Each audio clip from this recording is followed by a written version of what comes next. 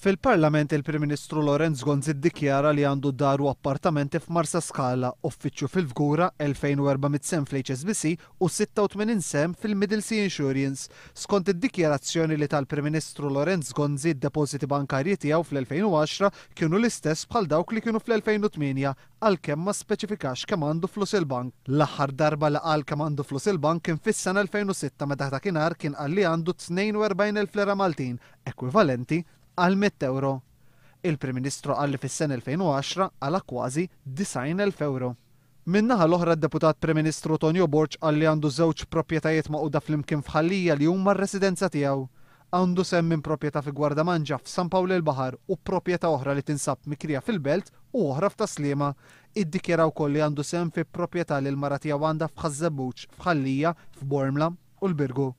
Tonio Borg li fis-sena 2006 kien qal li kellu 2,000 euro l-bank, din is-sena ddikjara li għandu 76,000 euro f'bonds kemm Malta u anke barra minn Malta li minnhom qed jieħu l-interessi.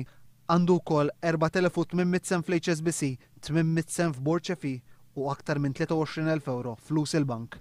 Id-dħul ta' Tonio Borg fis-sena 2010 kien jammonta għal aktar minn 90,000 euro. Lons xi ħallas għandu ftit aktar minn 30,000 euro. Fil-Parlament il-Ministru Ostingat iddikjara li għandu mal-10 proprjetajiet. Żewġ flats f'Marsar Forn, parti minn proprjetà fil-Belt Valletta, proprjetà f'Taslima l-Kiri, dar vojta f'Birkirkara, dar oħra f'Birkirkara għal-Kiri u 4 proprjetajiet fil-Marsa għal-Kiri.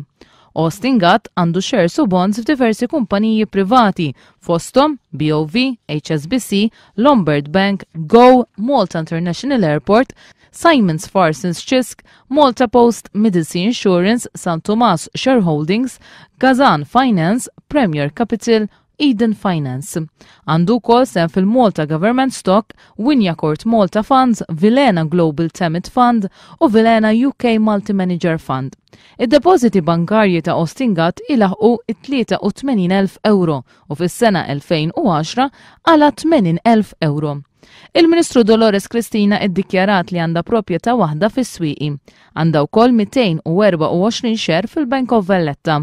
Fil-Parlament il-Ministru tal-Edukazzjoni qalet li fl-2010 daħlet 82,000 euro fit-tħul u 8,800 euro f'pensjoni ta' sigurtà soċjali. Total ta' 90,000 euro. Minkejja dan Dolores Cristina qalet li d-depożiti bankarja tagħha niżlu minn 175,000 euro fl-2009 għal 140,000 euro fl-2010, tnaqqis ta' 35,000 euro.